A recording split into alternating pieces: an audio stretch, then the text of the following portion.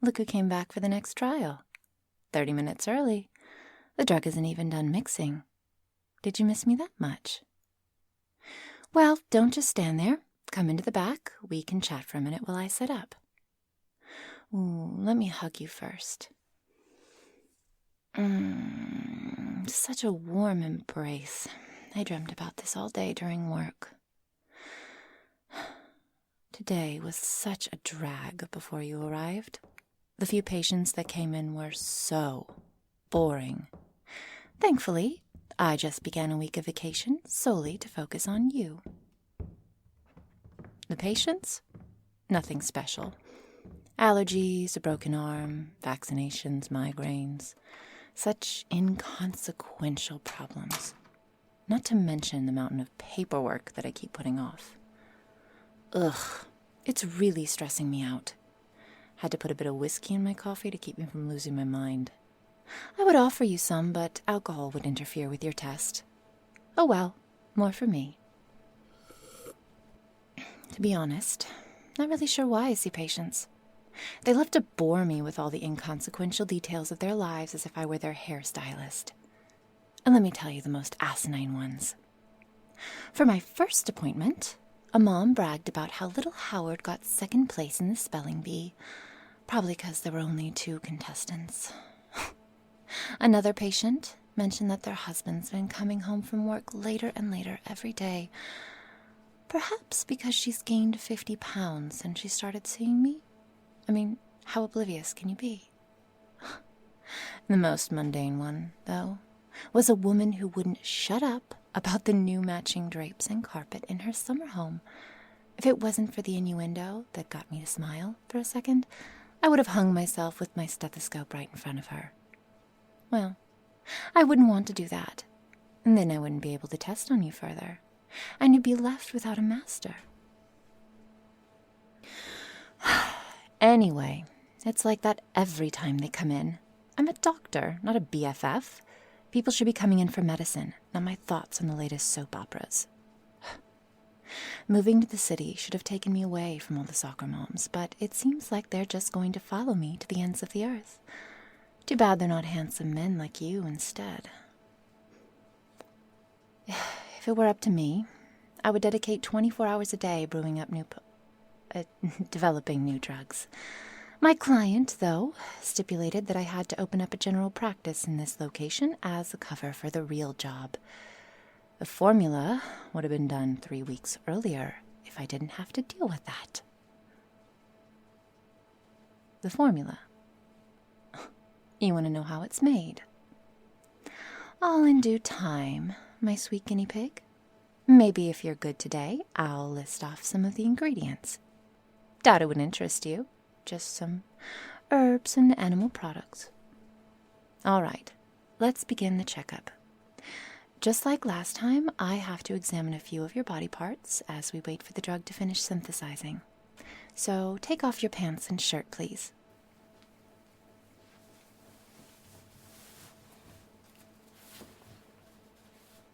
Yes, I'll give them back to you. I just need to look for change in certain places. I'm touching you as your doctor, not your girlfriend. And that comes later.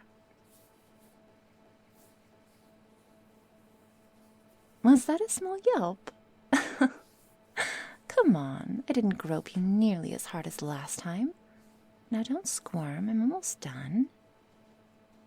And see, that wasn't so bad. Men, always so protective of that area. Because I'm generous, you can put your boxers back on. But keep the shirt off. I enjoy the view. Oh, it's finally done brewing. Synthesizing. Maybe I had a bit too much whiskey this morning. And come, turn off the light switch and take a gander. Isn't that neat? Bioluminescence, it practically glows in the dark. It's certainly attracting you like a moth to a flame. Okay, guinea pig, I've teased you long enough. Time for you to do your job. Just down the vial in one shot. I'll be right here observing, so there's no need to be nervous. Trust me. Good. Now, turn and look into the light up here. Good, hearing is working, dilation is normal. Now this is where the fun begins. Let's start off, guinea pig, with where you struggled last time. Kiss me deeply, as if I were your long-lost lover.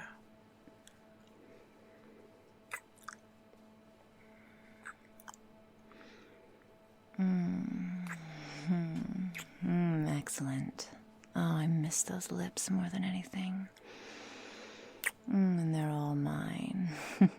Oh, yes, my guinea pig, all mine.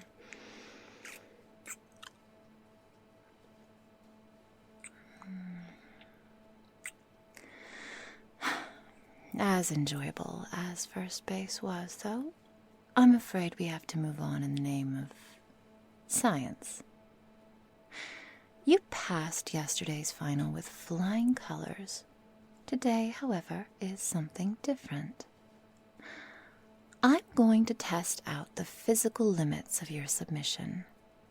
We have to find out just how much men are willing to put up with from their girlfriends before they break.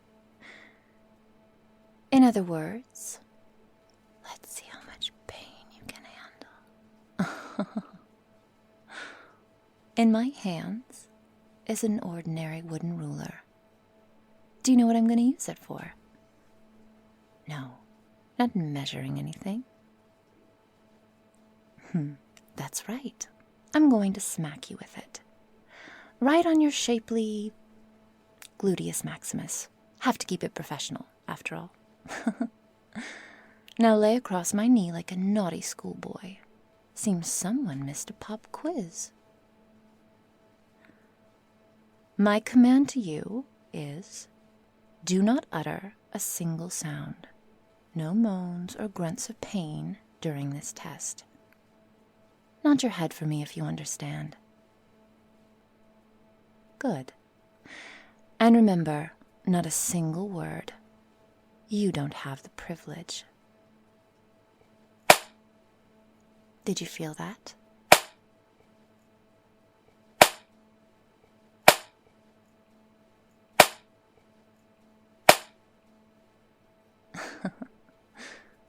This is only the beginning.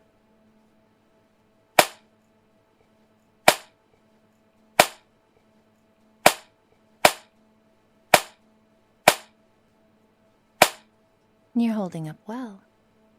I can see you grinning. You're enjoying this, aren't you? Good. You're not the only one. Are we finished? Oh, no. That was just the first part. And you passed. Good job. This next test, however, will be quite the excitement. Do you see what kind of shoes I'm wearing? That's right, high heels. In fact, these heels hold a special meaning. A long time ago, I bought them for a date, but the asshole stood me up. It still upsets me to this day.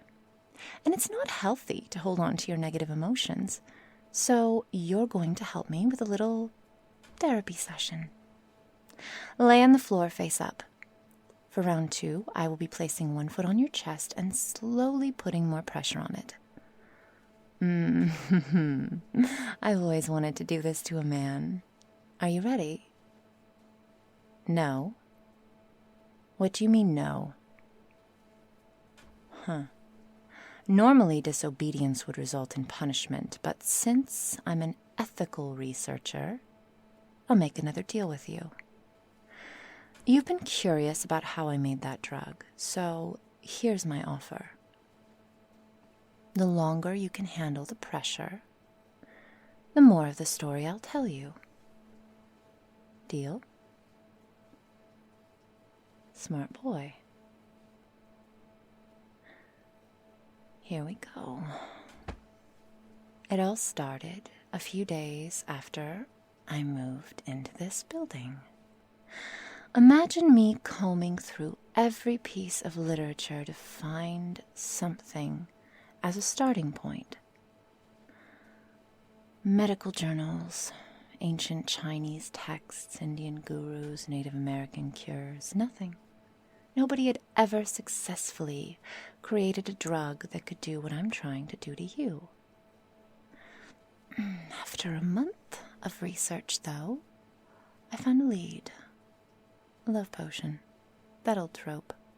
A potion that binds the mind and heart of its user to the first person they see.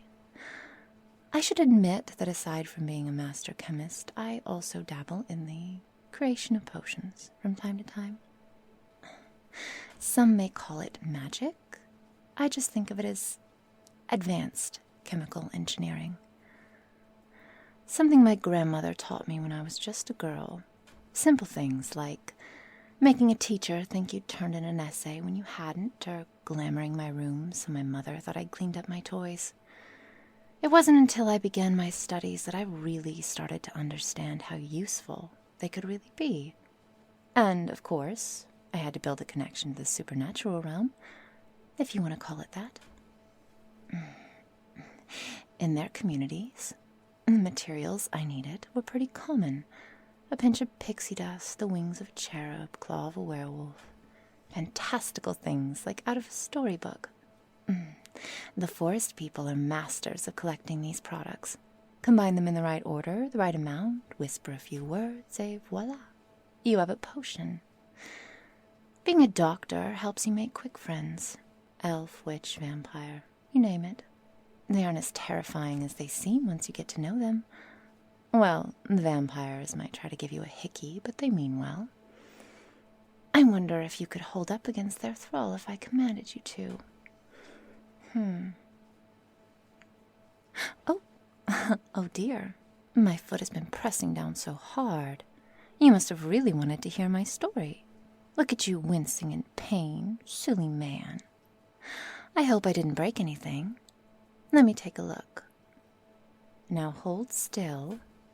I command you to hold still. I won't hurt you, not on purpose. That part of the test is over. Oh, no. It feels like you might have a bit of a fracture along your sternum. Oh, guinea pig. Did someone step on you? Don't worry. I'm a doctor. I know just what to do. Let me kiss your boo-boo and make it all better. As much as I wish that worked. Let me get the real remedy. The small healing potion that'll have you as good as new by this time tomorrow. And a couple Vicodin won't hurt. Let me get you to the couch. Poor baby. You really better stay here with me tonight, so I can observe your condition. Oh, I'm sorry. This means we can't go to the movies like we planned. You're too sore to go out. I know you were really excited to take me to that film. How about instead we stay in, cuddle up, and order some Chinese? I may not have Netflix, but I do have a collection of DVDs we could watch instead. This is better than going out again, isn't it? And don't worry, those painkillers should kick in soon. Today's trial went so well. I could see in your eyes you were enjoying every second of it. Now just lie back and let your doctor take care of everything.